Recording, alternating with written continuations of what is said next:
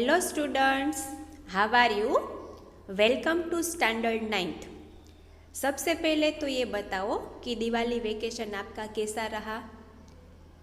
दिवाली के समय में इस दिवाली में हम बाहर नहीं जा सकते हैं क्योंकि ये जो हमारा समय चल रहा है उसमें हमें बहुत ही ध्यान रखना था, अपना भी, अपने घर वालों का भी और आसपास के लोगों का भी। तो आशा रखती हूँ कि आपने अपनी दिवाली और नया वर्ष घर में ही मनाया होगा।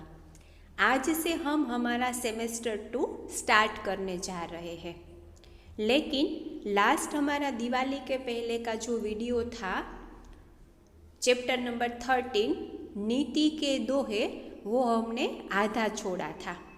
आधे दोहे किए थे और आधे बाकी रखे थे। तो फर्स्ट पार्ट में यानी कि दिवाली के पहले का जो हमारा पार्ट था उसमें हमने क्या देखा वो एक बार रिवाइज कर ले।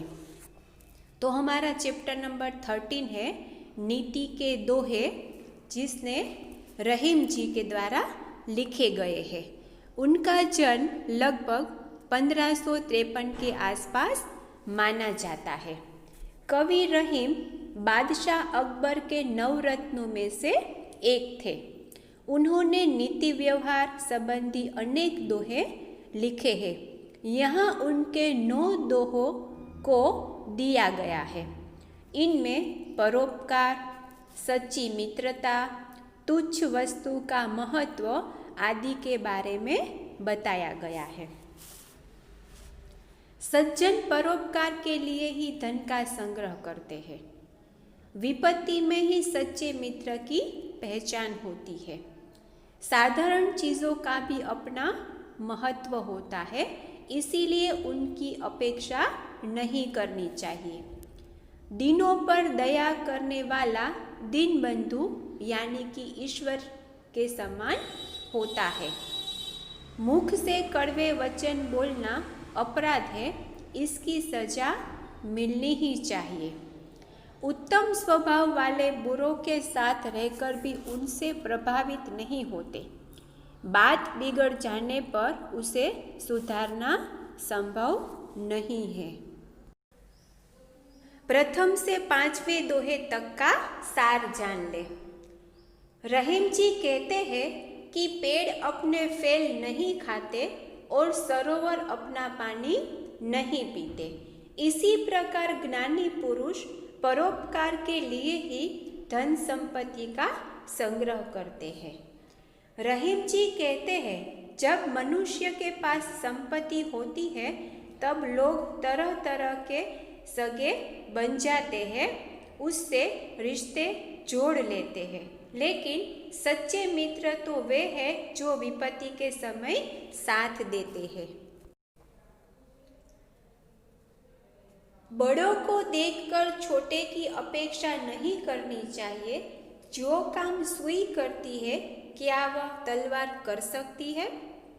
आगे रहीम जी बताते हैं कि असहाय और गरीब लोगों को आशा भरी नजरों से देखना चाहिए और उनकी ओर नहीं देखना चाहिए जो पर कोई दया दृष्टि नहीं करता है।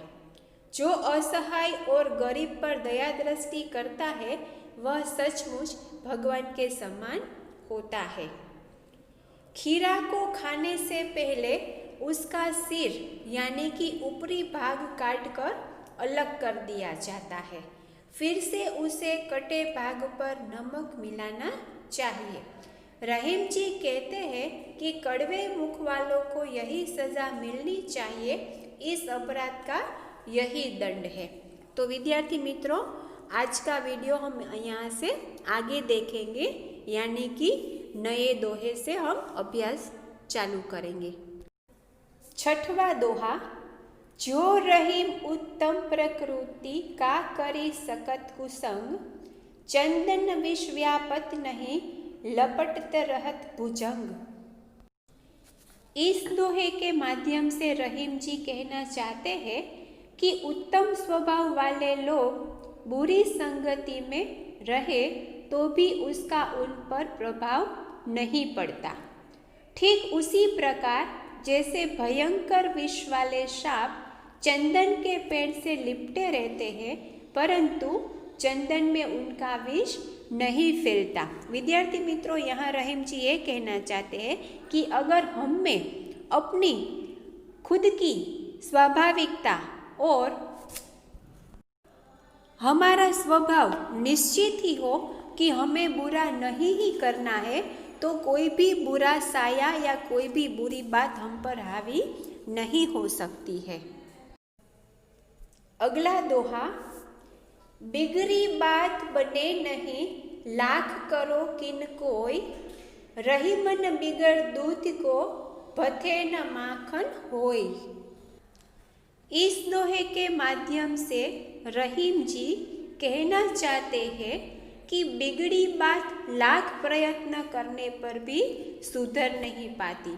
ठीक उसी तरह जैसे फटे दूध में जमाए गए दही को कितना भी मथा जाए, उनमें से मक्खन नहीं निकलता। विद्यार्थी मित्रों, यहाँ हमें ये समझाने का प्रयत्न किया गया है कि अगर हमारे संबंधों में एक बार दरार पड़ जाती है तो लाख प्रयत्न करने पर भी वो दरार नहीं भर पाती है। यानी कि हमारा जो संबंध किसी से जुड़ा है उनमें कुछ असमंजस आ जाए, कुछ बात से कुछ बात बिगड़ जाए, तो हम कितना भी प्रयत्न करें, हम कितनी भी कोशिशें करें, लेकिन वो पहले जैसा ठीक नहीं हो पाता है। उसी तरह जैसे कि एक बार दूध फट जाए तो कितनी भी कोशिश करो, कितना भी उसे मथो, लेकिन उनमें से मक्खन नहीं निकलता है। ठीक उसी प्रकार हमारी एक बात बिगड़ गई तो दूसरी बार वो ठीक होना असंभव है, सुधर पाना मुश्किल ही है।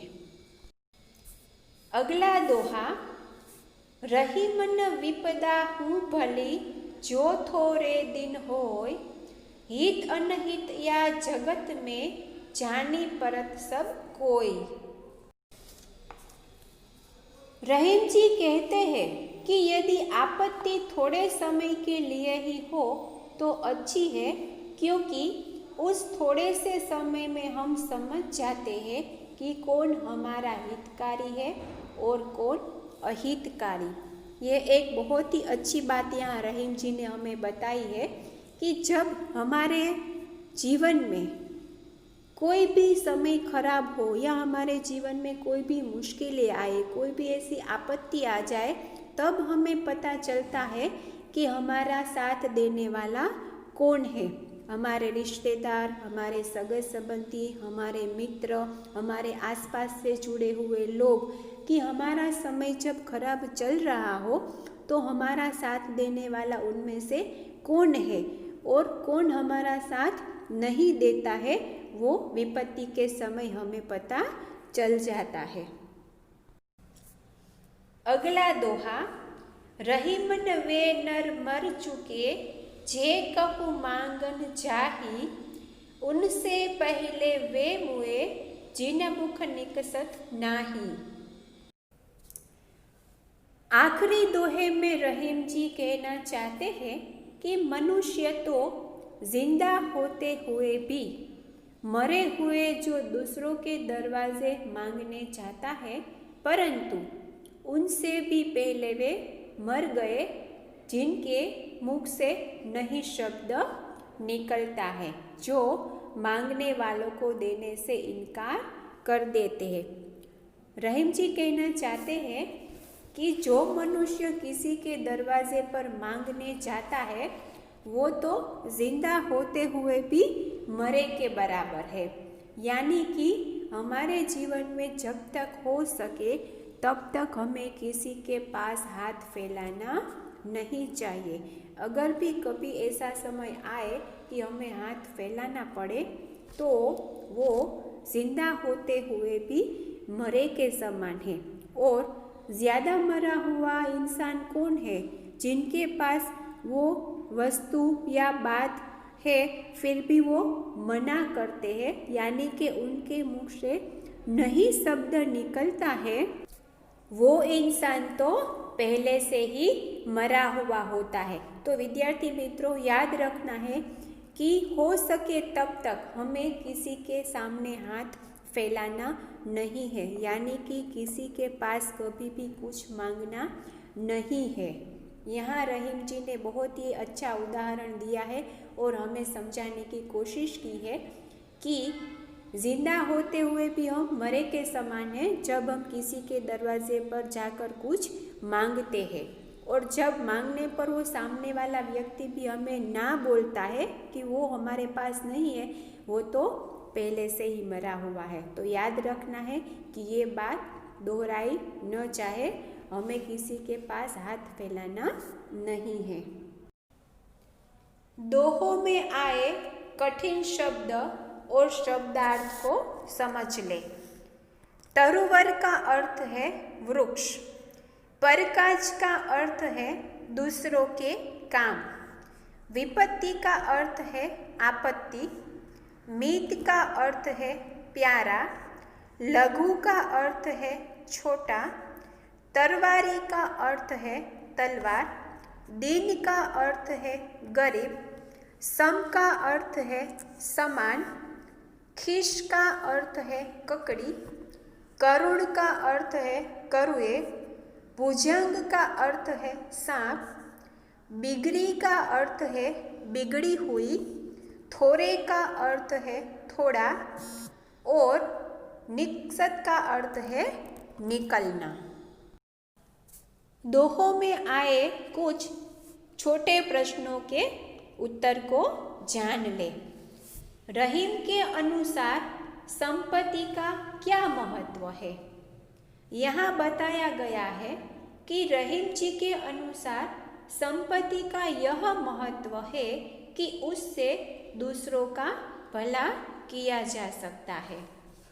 छोटों का तिरस्कार क्यों नहीं करना चाहिए?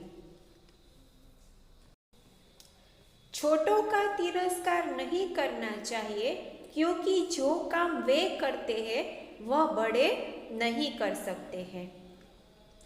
सुई का काम कौन नहीं कर सकता? सुई का काम तलवार नहीं कर सकती। उत्तम प्रकृति का क्या लक्षण है?